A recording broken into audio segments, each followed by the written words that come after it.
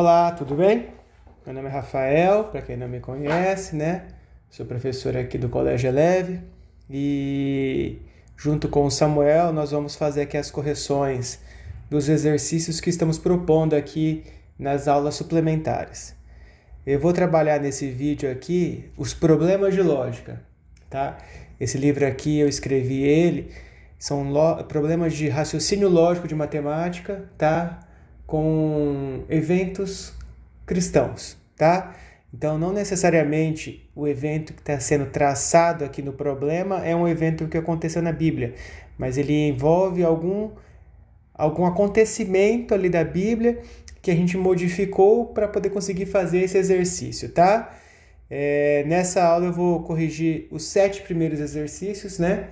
Vocês estão fazendo aí um por dia, isso vai equivaler aí à primeira semana, tá? Então vamos lá. Caderno 1. Censo.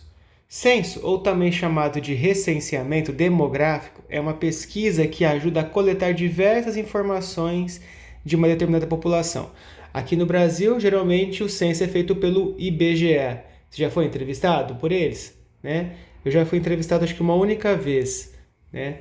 Mas eles estão aí para isso mesmo, para poder coletar dados, para poder saber como está aí no Brasil. O exercício 1 fala assim, ó. Conforme consta em 2 Crônicas, Salomão levantou o censo, ou seja, levantamento que mostra quantas pessoas existem em um determinado local. De todos os homens estrangeiros que havia na terra de Israel, e a contagem que foi do quê? De 183.600. Então agora ele quer que você decomponha esse valor. Gente, decompor o número, ele trata do quê? De você alterar esse valor que está composto lá em suas respectivas unidades. Então, por exemplo, olha aqui, ó, 183.600. Então eu começo aqui. Quando eu estou decompondo, eu começo da esquerda para a direita. Olha aqui, ó, 100 mil. Por quê? Porque, olha aqui, vou colocar aqui em cima, ó, é uma unidade, aqui é uma dezena, aqui é uma centena. E aqui, unidade de milhar, dezena de milhar e centena de milhar. Então eu começo aqui. Como eu sei como eu decomponho isso? Simples, não é uma centena de milhar? Olha aqui, você coloca ele e completa todas as outras casas com zero. Ele não é uma casa da sexta ordem, então as outras 5 ordens você vai colocar zero. 100 mil. Fizemos 1. E o 8 de 80 mil aqui? Mesma coisa. Mas como ele é uma dezena, ele é um número de quinta ordem, as outras 4 ordens são zero. E fizemos esse. E o 3 mil? Mesma coisa, número de quarta ordem, as outras 3 ordens zero. E o 600? Tá vendo? Tem até feito aqui, né? Ó, é o 6 e 0 as outras 2 ordens. Aí você vai zerar também a dezena e aí você zeraria a unidade. Era isso que se esperava desse exercício. Você poderia ter colocado aqui mais e outros valores aqui na frente, entendeu? Você poderia ter escrito uma centena de milhar mais 8 dezenas de milhar mais 3 unidades de milhar. Isso não tem problema. O que importa é a decomposição, cada um na sua respectiva ordem. Certo? Vamos então aqui para o próximo exercício aqui. Do censo levantado por Salomão, designou deles 70 mil para levarem as cargas. Veja só. Então nós temos 70 mil homens que foram designados para levar cargas. Ele quer saber o valor posicional. Veja bem. O número ele tem 2 valores, o absoluto e o posicional. O que é o absoluto? É o valor que ele é. Por exemplo, o número 7 ele vale quanto? 7 unidades. É o valor absoluto dele. O 7 vai valer 7, como o 5 vai valer 5. Só que quando esse número está dentro de um outro composto, ou seja, dentro de um valor, ele vai assumir um valor diferente dependendo da posição. Então, o número 7 vale 7. Se o 7 estiver na casa da dezena, ele vai valer 7 dezenas. Se ele estiver na casa da centena, 7 centenas, entende? Então, dependendo de onde está o 7, o valor dele posicional muda. Se foi separado 70 mil para levar, e como é que se escreve 70 mil?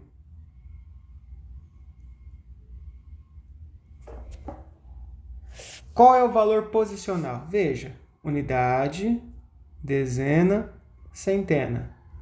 Unidade de milhar, dezena de milhar. Então, ele vale o quê? 7 dezenas de milhar. Então, o valor posicional dele é esse aqui. Certo? Agora, ó, dos 183.600 levantados para o censo, 3.600 foram separados para dirigirem o trabalho do povo. Escreva por extenso. Gente, toda vez que fala para escrever por extenso, o que eu tenho que escrever? Com as nossas letras, né? Quando eu escrevo em algarismos indo-arábicos ou numéricos, eu escrevo com números. Quando se fala para escrever por extenso, eu tenho que simplesmente escrever. Então vamos lá. Lembre-se sempre que é assim. Como eu falo, é como eu vou escrever. Então, eu falo como 3.600, certo? Então é assim que eu vou escrever. Olha lá. Ó. Deixa eu colocar até de vermelho aqui, ó.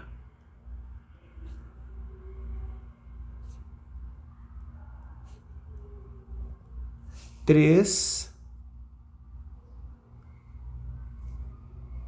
mil. Vou colocar um E.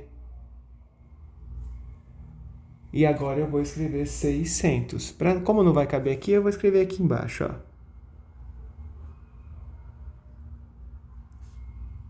6, tá vendo? Centos, com C, porque vem de 100, tá?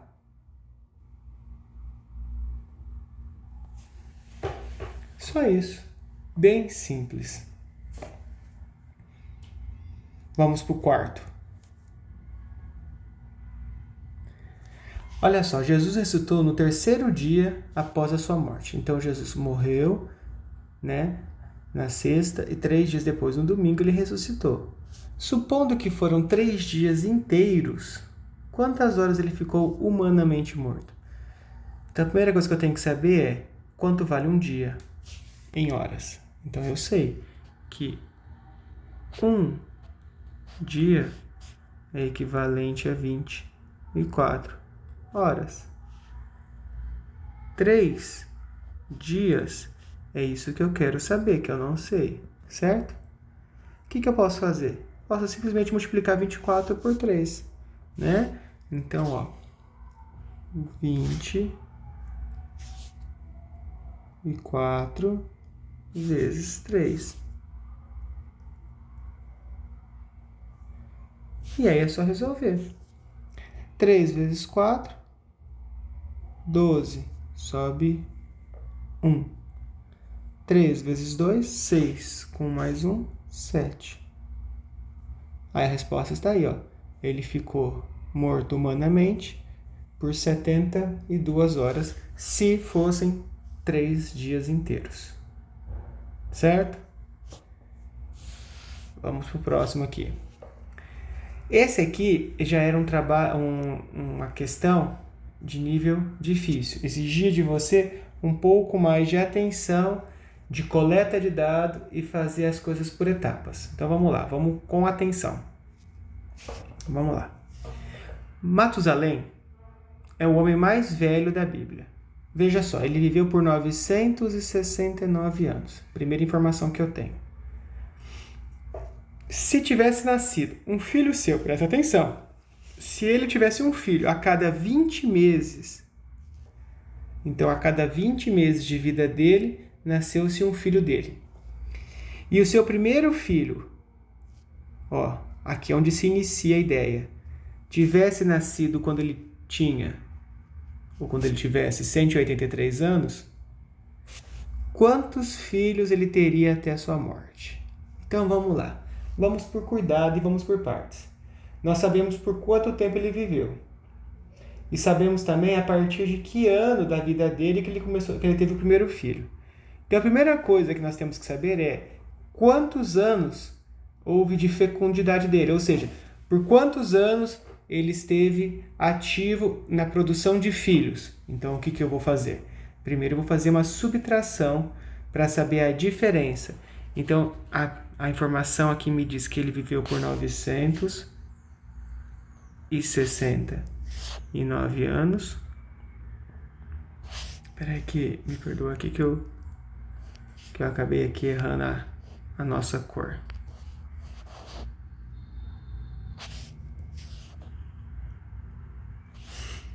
Bem, e ele teve o primeiro filho com 183 anos.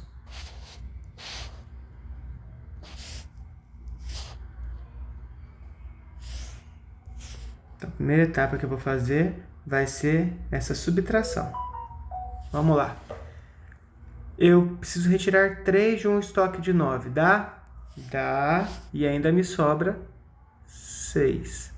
Quero retirar 8 de um estoque de 6. Dá? Não, não dá. Então, eu preciso cortar o 9, transformá-lo em 8 para que venha de cá, né, 10 dezenas para cá. Virou 16. 16 dezenas, certo? Porque nós estamos na casa da dezena.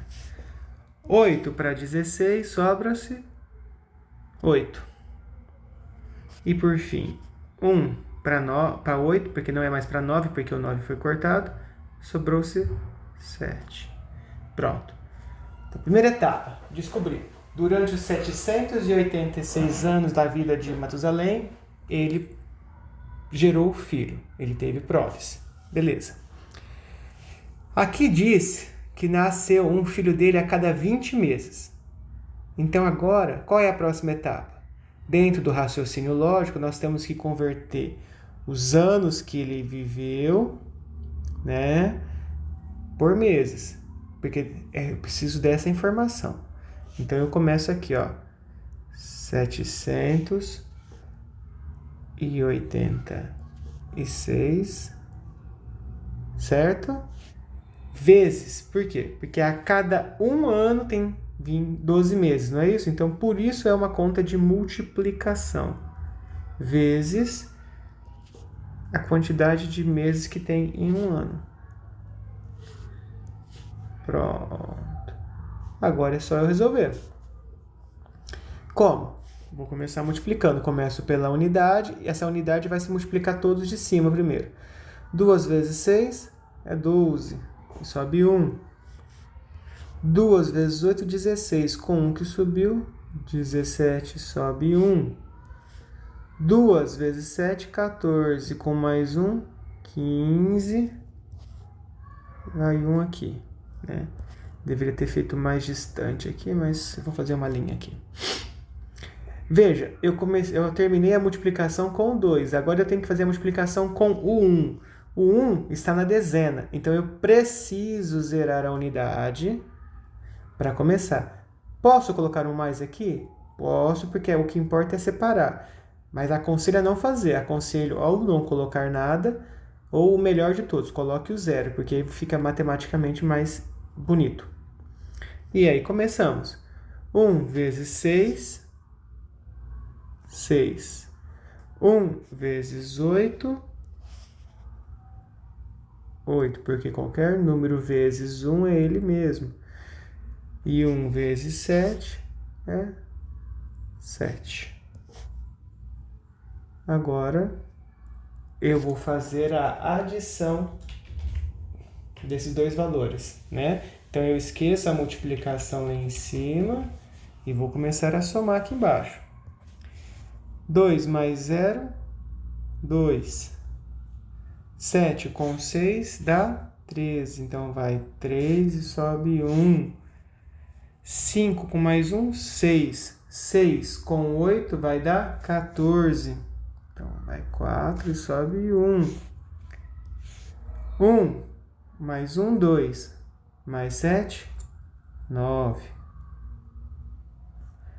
Então, eu já sei que durante 9.432 meses, ele foi fecundo, ele teve filhos. Certo. Mas até agora, eu não cheguei aonde ele quer saber de mim. O que ele quer saber de mim é o quê? Quantos filhos ele teve? Então, eu descobri a quantidade de meses. Por quê? Porque eu precisava saber. Ele começou a ter o primeiro filho com 183 anos. Daqui até quando ele morreu, eu precisava saber quantos meses existiam. Então, foi isso que eu fiz aqui. Descobri a diferença de anos e multipliquei por 12 para saber em meses. Porque com base nesses meses, eu vou dividir esses meses por 20. Porque a cada 20 meses, veja, eu estou fazendo um agrupamento. A cada 20 meses. Por isso que eu sei que é divisão. A cada 20 meses, ele teve um filho. Então, agora eu vou fazer a última conta para chegar no resultado. 9.432. Deixa eu só aumentar um pouco a espessura dessa caneta.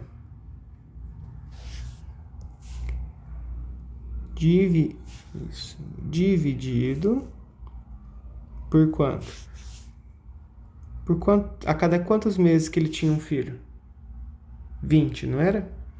Então, é esse valor que eu vou colocar aqui, ó.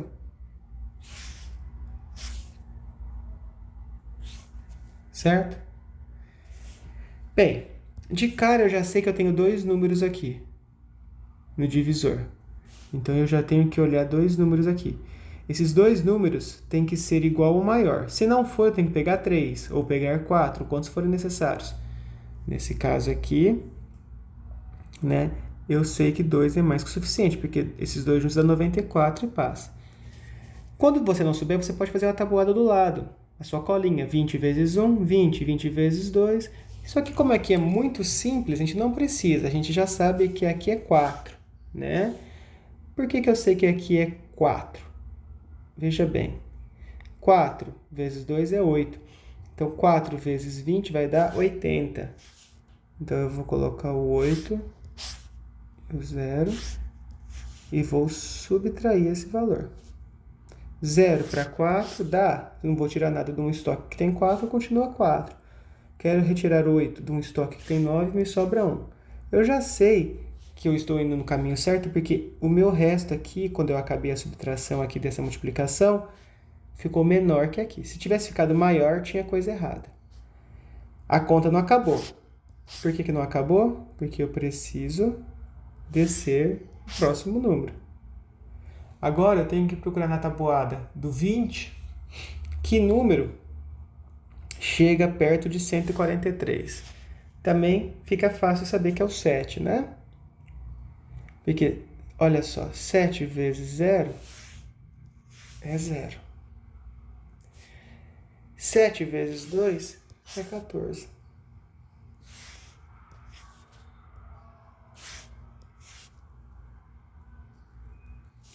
Nessa continha aqui, sobrou somente 3. Né? Aqui não sobrou nada. Aqui não sobrou. Continua estando correto, tá vendo? Ó. Aqui, então, agora, por fim, eu descerei o último número aqui, para concluir a minha conta. Então, nós temos que sempre lembrar que a divisão só vai acabar depois que eu fizer todos os números, né? Então, vamos lá. Agora sobrou 32. Que número que eu vou usar? Não tem opção. É 1. 1 vezes 20, né? Vai dar os 20 aqui, né? E vai sobrar 12.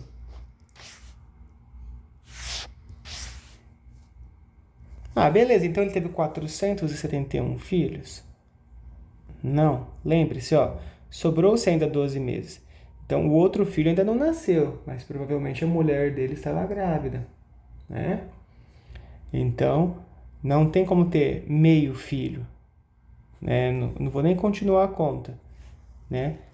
Então, a resposta correta é aqui, ó. Então, provavelmente, se fosse fato isso, ele teve 472 filhos durante a sua vida. Certo? Vamos lá. Candelabro judaico. O candelabro judaico, olha lá, ele ficava no templo. Ele foi produzido para ter 7 velas. E essas 7 velas ficavam acesas o tempo todo, não se podia apagar, perdão. E foi feito o candelabro de ouro maciço. Se ele utilizasse velas como as produzidas hoje, então as velas que nós estamos acostumados a usar, e sabendo que uma única vela, a primeira informação que ele me deu, dura em média 6 horas, responda. Por quanto tempo conseguiria se manter esse candelabro aceso com um estoque de 7 pacotes com 8 velas cada? Veja, tudo aqui é questão de interpretação. Então, primeira coisa que eu sei, quantas velas eu tenho? É a primeira coisa que eu tenho que saber. Eu tenho 7 pacotes e em cada pacote eu tenho 8 velas. Então, a primeira coisa que eu tenho que saber é o total de velas. 7 vezes 8, né? Eu sei que eu tenho 56 velas. Beleza. Ótimo. Quantas velas eu uso por vez? Olha aqui. O candelabro, ele tinha 7 velas. Então, a cada vez, eu colocava 7 velas. Supondo, é claro, que elas queimavam na mesma velocidade, né? Então, eu tenho que pegar este valor e dividir pela quantidade de vezes que eu vou usar. Quer dizer, se cada vez eu vou usar 7 velas, eu tenho que pegar os 56 e dividir por 7. É a minha primeira etapa. Então, 56 dividido